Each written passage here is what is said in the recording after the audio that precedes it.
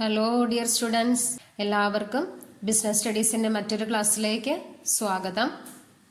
നമ്മൾ പഠിച്ചുകൊണ്ടിരുന്ന chapter planning ആയിരുന്നു. Planning meaning, features, importance, limitations, ഇത്രയും കാര്യങ്ങൾ നമ്മൾ പഠിച്ചു കഴിഞ്ഞു. നെക്സ്റ്റ് ടോപ്പിക് എന്ന് പറയുന്നത് steps in planning or planning പ്രോസസ്സാണ്. വളരെ ഇമ്പോർട്ടൻ്റ് ആയിട്ടുള്ള ടോപ്പിക്കാണ് പ്ലാനിങ്ങിൻ്റെ സ്റ്റെപ്സ് അല്ലെങ്കിൽ പ്രോസസ്സ് എന്ന് പറയുന്നത്. 8 മാർക്കിൻ്റെ ക്വസ്റ്റ്യൻ ആയിട്ട് ചോദിക്കാറുണ്ട്. മിക്കവാറും തന്നെ പബ്ലിക് എക്സാമിൻ്റെ ഒരു ക്വസ്റ്റ്യൻ ആണ് സ്റ്റെപ്സ് ഇൻ പ്ലാനിംഗ് എന്ന് പറയുന്നത്. അത് ചോദിക്കാറുള്ള മെത്തേഡ് എന്ന് പറയുന്നത് മാനേജ്മെന്റിന്റെ ഫസ്റ്റ് ഫംഗ്ഷൻ ഏതാണ് എന്നുള്ളത് ഐഡന്റിഫൈ ചെയ്ത് അതിന്റെ സ്റ്റെപ്സ് എഴുതാനായിട്ടായിരിക്കാം ആവശ്യപ്പെടുന്നത്. അതല്ലെന്നുണ്ടെങ്കിൽ ഒരു സെമിനാർ റിപ്പോർട്ടായിട്ട് എഴുതാനായിരിക്കാം. അപ്പോൾ പല രീതിയിൽ ക്വസ്റ്റ്യൻ ചോദിക്കാറുണ്ട്. അതുകൊണ്ട് കൃത്യമായിട്ട് എല്ലാവരും പഠിക്കാം. അപ്പം നമ്മുടെ നെക്സ്റ്റ് ടോപ്പിക്കിലേക്ക് നമുക്ക് കടക്കാം. പ്ലാനിങ്ങിന്റെ സ്റ്റെപ്സ്. ഫസ്റ്റ് സ്റ്റെപ്പ് എന്ന് പറയുന്നത് സെറ്റിംഗ് ദ ഒബ്ജക്റ്റീവ് ആണ്, അല്ലെങ്കിൽ ഡിറ്റർമിനേഷൻ ഓഫ് ഒബ്ജക്റ്റീവ് എന്ന് പറയും. എന്താണ് ഡിറ്റർമിനേഷൻ ഓഫ് ഒബ്ജക്റ്റീവ്സ് എന്ന് പറഞ്ഞാൽ? എന്താണോ നമ്മുടെ ലക്ഷ്യം, ആ ലക്ഷ്യം എന്താണ് എന്നുള്ളത് ഡിറ്റർമൈൻ ചെയ്യുക എന്നുള്ളതാണ്. ഉദാഹരണത്തിന്, നിങ്ങൾ ഓരോരുത്തരും ഈ +2 കൊമേഴ്സ് ബാച്ച് സെലക്ട് ചെയ്തിരിക്കുന്നതിന് ഒരു ലക്ഷ്യമുണ്ട് അല്ലേ? ആ ലക്ഷ്യം എന്താണ് എന്നുള്ളത് നിങ്ങൾ 10ാം ക്ലാസ് കഴിഞ്ഞപ്പോഴേ തീരുമാനിച്ചു. അതിന് മുന്നോടിയായിട്ടാണ് കൊമേഴ്സ് ചൂസ് ചെയ്തത്. അതുപോലെ ഓർഗനൈസേഷനെ സംബന്ധിച്ചും ഓർഗനൈസേഷനും എന്തുണ്ട്? ഒരു ലക്ഷ്യമുണ്ട്. എന്താണോ ബിസിനസിന്റെ ലക്ഷ്യം, ആ ലക്ഷ്യം എന്താണ് എന്നുള്ളത് ക്ലിയർ ആയിട്ട് സ്പെസിഫിക് ആയിട്ട് ഡിറ്റർമൈൻ ചെയ്യുക. അത് മുൻകൂട്ടി തീരുമാനിച്ചിട്ട് വേണം ബാക്കി കാര്യങ്ങൾ ചെയ്ത് മുന്നോട്ട് പോകാനായിട്ട്. അപ്പൊ അത് ക്ലിയർ ആയിട്ട് സ്പെസിഫിക് ആയിട്ട് തീരുമാനിക്കുക എന്നുള്ളതാണ് ഫസ്റ്റ് ഒബ്ജക്റ്റീവ് എന്നുള്ളത്. അത് ഡിറ്റർമൈൻ ചെയ്താൽ മാത്രം പോരാ. എന്തുകൂടെ ചെയ്യണം എന്നറിയോ? ഓർഗനൈസേഷനിലെ എല്ലാ മെമ്പേഴ്സിലേക്കും ഇന്നതാണ് ഓർഗനൈസേഷന്റെ ഒബ്ജക്റ്റീവ് എന്നുള്ളത് കമ്മ്യൂണിക്കേറ്റ് ചെയ്യുകയും കൂടെ ചെയ്യണം. അപ്പോൾ first step in planning process is determination of objectives. എന്താണ് ഒബ്ജക്റ്റീവ്സ് എന്ന് പറഞ്ഞാൽ? Objectives are the end point, what is to be achieve. എന്താണ് ഒരു ഓർഗനൈസേഷന് അച്ചീവ് ചെയ്യാനുള്ളത്? ഇപ്പോൾ ഒരു ഓർഗനൈസേഷനെ സംബന്ധിച്ച് പ്രോഫിറ്റ് അച്ചീവ് ചെയ്യുക എന്നുള്ളതാണ് മെയിൻ എയിം എന്ന് പറയുന്നത്. അതിപ്പോൾ ഈ വർഷം തീരുമാനിക്കുകയാണ് ആ പ്രോഫിറ്റ് ഒരു 20% കൂടെ എന്ത് ചെയ്യണം? ഇൻക്രീസ് ചെയ്യണം. അതല്ലെന്നുണ്ടെങ്കിൽ ഒരു 200 യൂണിറ്റ് കൂടെ പ്രൊഡക്ഷൻ എന്ന് പറയുന്നത് ഇൻക്രീസ് ചെയ്യണം. അപ്പോൾ പല രീതിയിലുള്ള ഒബ്ജക്റ്റീവ് ആയിരിക്കാം ഓർഗനൈസേഷൻ സെറ്റ് ചെയ്യുന്നത്. ഈ ഒബ്ജക്റ്റീവ് എങ്ങനെയൊക്കെ ആയിരിക്കണം എന്നാണ് നമ്മൾ പറഞ്ഞത്? Objectives must be clear and specific. Objectives clear ആയിരിക്കണം, സ്പെസിഫിക് ആയിരിക്കണം. ദെൻ വേറൊരു കാര്യം കൂടെ നമ്മൾ പറഞ്ഞു, ഈ ഓർഗനൈസേഷൻ തീരുമാനിച്ചിരിക്കുന്ന ഒബ്ജക്റ്റീവ് എന്താണ് എന്നുള്ളത് കമ്മ്യൂണിക്കേറ്റ് ചെയ്യണം. ആർക്കാണ് കമ്മ്യൂണിക്കേറ്റ് ചെയ്യേണ്ടത്? Communicated to all members of the organization. കാരണം ഓർഗനൈസേഷന്റെ ഒബ്ജക്റ്റീവ് അച്ചീവ് ചെയ്യേണ്ടത് ആരാണ്? ഓർഗനൈസേഷനിലെ എംപ്ലോയീസ് ആണ്. അതുകൊണ്ട് തീർച്ചയായിട്ടും അത് കമ്മ്യൂണിക്കേറ്റ് ചെയ്യുകയും കൂടെ ചെയ്യുക. ഓക്കെ, അപ്പോൾ first step in planning process is determination of objectives. Objectives must be clear and specific and the objectives are to be communicated to all members of the organization. Okay, second step പറയുന്നത് developing planning premises എന്നാണ്. എന്താണ് planning premises എന്ന് പറഞ്ഞാൽ?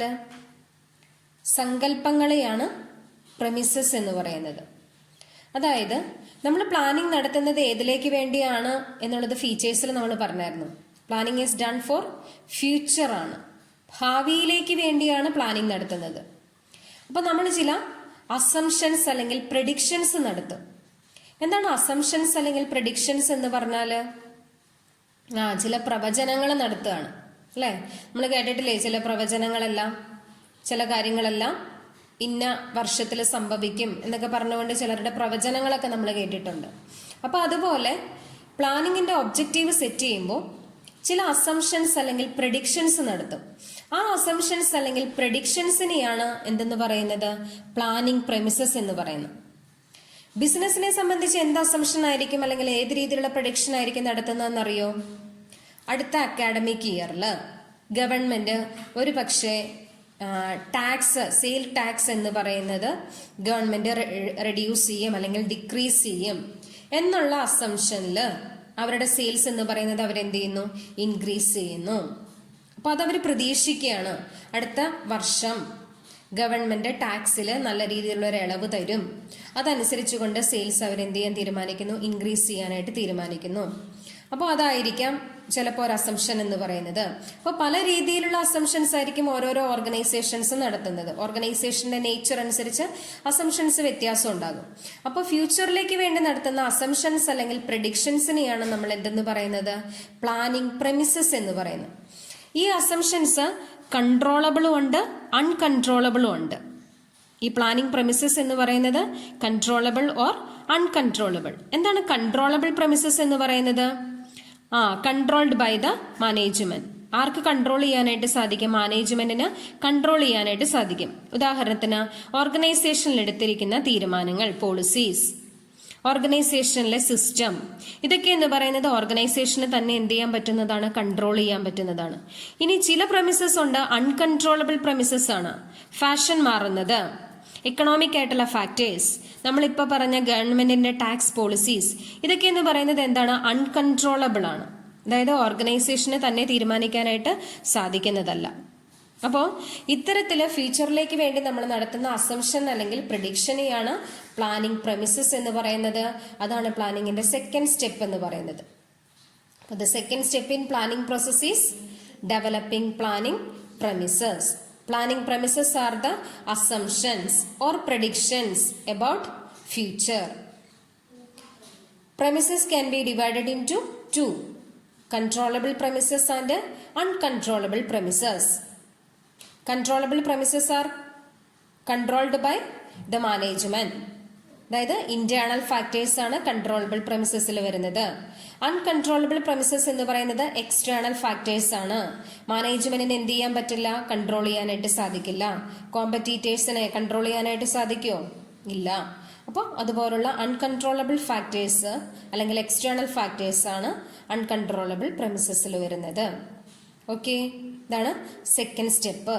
Third step പറയുന്നു identifying alternatives. എന്താണോ identifying alternatives എന്ന് പറഞ്ഞാൽ നമ്മുടെ മുന്നിലുള്ള ഓൾട്ടർനേറ്റീവ്സ് ഏതൊക്കെയാണ് എന്നുള്ളത് നമ്മൾ എന്ത് ചെയ്യുക, ഐഡന്റിഫൈ ചെയ്യുക, തിരിച്ചറിയുക എന്നുള്ളതാണ്. അതായത് ഓർഗനൈസേഷനെ സംബന്ധിച്ച് ഓർഗനൈസേഷന്റെ സെയില് അടുത്ത വർഷം ഒരു 20% ഇൻക്രീസ് ചെയ്യണം എന്നുള്ളതാണ്. ആ ഇൻക്രീസ് ചെയ്യുന്നതിന് വേണ്ടി ഓർഗനൈസേഷന് മുന്നിൽ പല ഓൾട്ടർനേറ്റീവ്സും ഉണ്ടാകാം. എന്തൊക്കെ ഓൾട്ടർനേറ്റീവ്സ് ഉണ്ടാകാം സെയിൽ ഇൻക്രീസ് ചെയ്യുന്നതിന് വേണ്ടിയിട്ട്? ഒരു പക്ഷേ അവരുടെ അഡ്വർടൈസ്മെന്റ് എന്ന് പറയുന്നത് ഇൻക്രീസ് ചെയ്യാം, അതല്ലെന്നുണ്ടെങ്കിൽ പ്രൈസ് റെഡ്യൂസ് ചെയ്യാം, അതിനു വേണ്ടിയിട്ട് ഡിസ്കൗണ്ടുകൾ കൊടുക്കാം, അല്ലേ? സ്ക്രാച്ച് ആൻഡ് വിൻ പോലത്തെ ഓഫറുകൾ എന്തെങ്കിലും കൊടുക്കാം, അതല്ലെന്നുണ്ടെങ്കിൽ ക്വാളിറ്റി ഇംപ്രൂവ് ചെയ്യാം. അപ്പൊ പല മെത്തേഡിലൂടെ അവർക്ക് എന്ത് ചെയ്യാം, സെയിൽ ഇൻക്രീസ് ചെയ്യാം.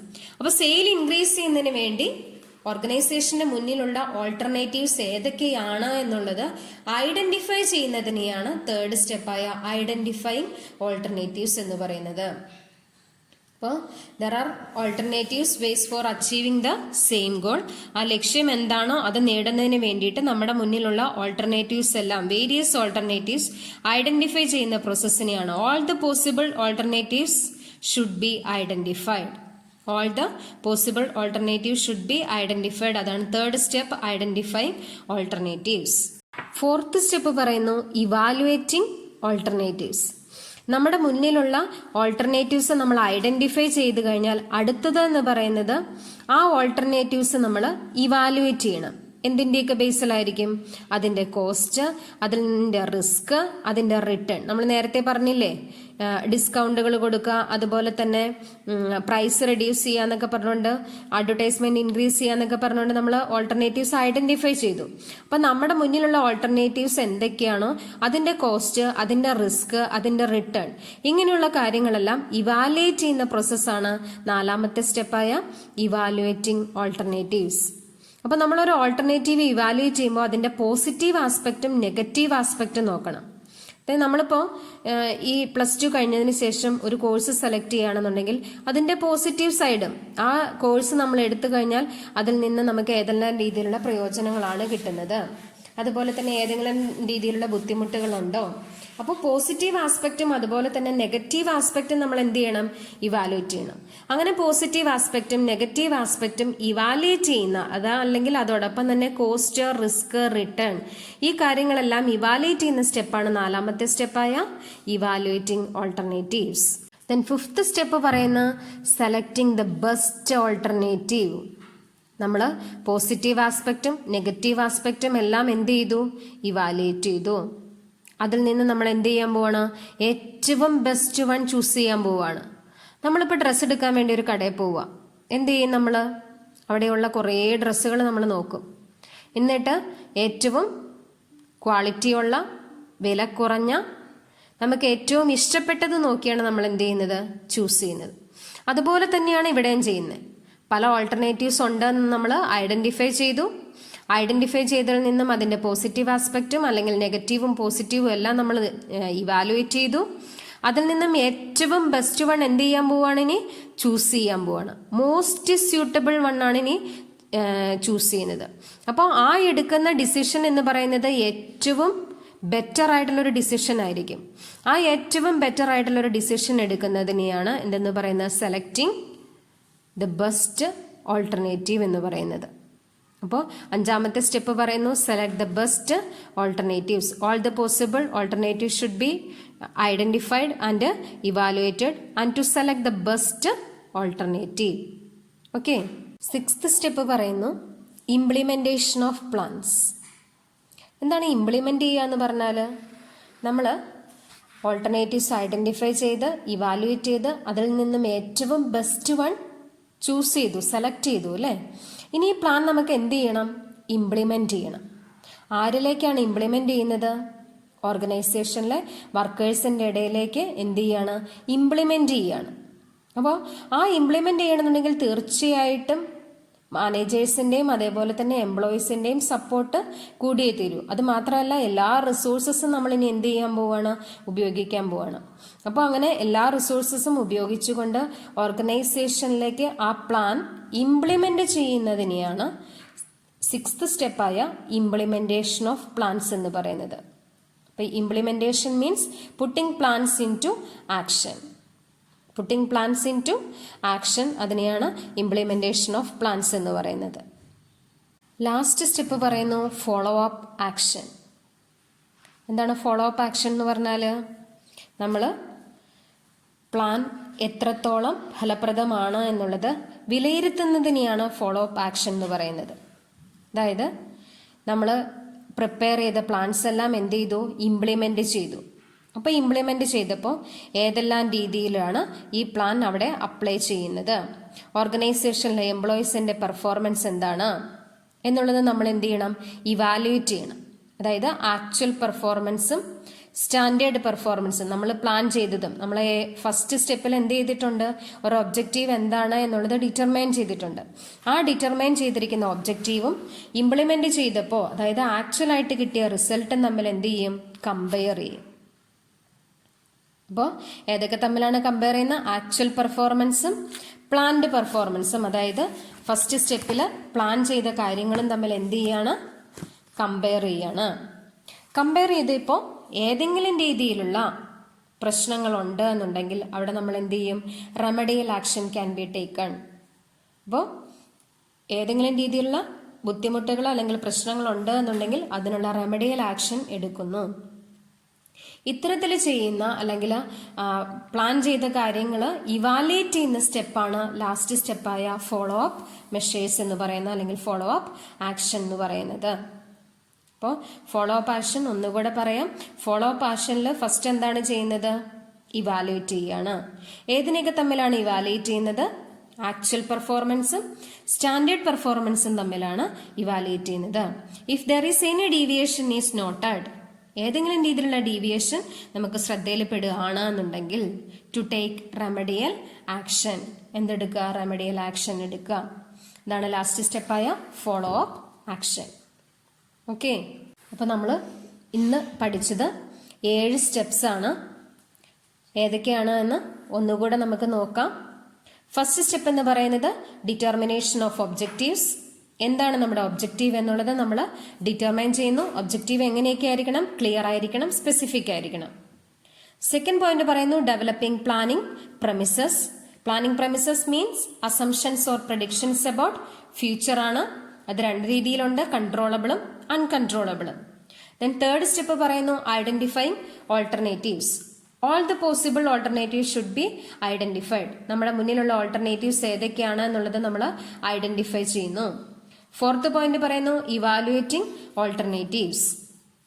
ഏതൊക്കെ ഓൾട്ടർനേറ്റീവ്സ് ആണ് എന്നുള്ളത് ഐഡന്റിഫൈ ചെയ്ത് കഴിഞ്ഞാൽ അടുത്ത സ്റ്റെപ്പ് എന്ന് പറയുന്നത് അതിന്റെ കോസ്റ്റ്, റിസ്ക്, റിട്ടേൺ ഇതെല്ലാം ഇവാലുവേറ്റ് ചെയ്യുന്ന പ്രോസസ്സിനെയാണ് ഇവാലുവേറ്റിംഗ് ഓൾട്ടർനേറ്റീവ്സ് എന്ന് പറയുന്നത്. Fifth point selecting the best alternative. Evaluate ചെയ്തതിൽ നിന്നും ഏറ്റവും ബെസ്റ്റ് വൺ ചൂസ് ചെയ്യുന്നു. പ്രോഫിറ്റബിൾ ആയിരിക്കണം. ഓർഗനൈസേഷനെ സംബന്ധിച്ച് ഏറ്റവും പ്രോഫിറ്റബിൾ ആയിട്ടുള്ള ഏറ്റവും ബെസ്റ്റ് വൺ ചൂസ് ചെയ്യുന്നതാണ് സെലക്ട് ദ ബെസ്റ്റ് ഓൾട്ടർനേറ്റീവ് എന്ന് പറയുന്നത്. സിക്സ്ത് പോയിന്റ് പറയുന്നു ഇംപ്ലിമെന്റേഷൻ ഓഫ് പ്ലാൻസ്. പ്ലാൻ എന്ത് ചെയ്യാണ്? നമ്മൾ ഇംപ്ലിമെന്റ് ചെയ്യാണ്, അതായത് ആക്ഷൻ നടക്കാൻ പോവുകയാണ്, ആക്ച്വൽ ആയിട്ടുള്ള റിസൾട്ടിലേക്ക് എത്തിക്കുന്നു. അതാണ് ഇംപ്ലിമെന്റേഷൻ ഓഫ് പ്ലാൻസ്. ഓർഗനൈസേഷനിലെ എല്ലാ മെമ്പേഴ്സിലേക്കും പ്ലാൻ എന്താണ് എന്നുള്ളത് ഇംപ്ലിമെന്റ് ചെയ്യുന്നു. ലാസ്റ്റ് സ്റ്റെപ്പ് എന്ന് പറയുന്നത് follow up action. Follow up ആക്ഷനിൽ ഫസ്റ്റ് നമ്മൾ എന്ത് ചെയ്യുന്നു? ഇവാലുവേറ്റ് ചെയ്യാണ്. ഏതിനെയൊക്കെ തമ്മിലാണ് ഇവാലുവേറ്റ് ചെയ്യുന്നത്? ആക്ച്വലും സ്റ്റാൻഡേർഡും തമ്മിൽ. നമ്മൾ നേരത്തെ ഡിറ്റർമൈൻ ചെയ്തിരിക്കുന്നത് നമുക്കിപ്പോൾ ഇംപ്ലിമെന്റ് ചെയ്തപ്പോൾ യഥാർത്ഥത്തിൽ കിട്ടിയ റിസൾട്ടിനെ തമ്മിലാണ് നമ്മൾ എന്ത് ചെയ്യുന്നത്? കമ്പയർ ചെയ്യുന്നത്. കമ്പയർ ചെയ്തപ്പോൾ if there is any deviation is noted, ഏതെങ്കിലും രീതിയിലുള്ള ഡീവിയേഷൻ ശ്രദ്ധയിൽപ്പെടുകയാണ് എന്നുണ്ടെങ്കിൽ remedial action can be taken. അപ്പോൾ ഈ 7 സ്റ്റെപ്സ് കൃത്യമായിട്ട് ഇതുപോലെ തന്നെ ഓർത്തിരിക്കാനായിട്ട് ശ്രദ്ധിക്കാം. 1 by 1 ആയിട്ട് 7 സ്റ്റെപ്സ് ആണുള്ളത്. കൃത്യമായിട്ട് പഠിക്കാം. Okay, thank you.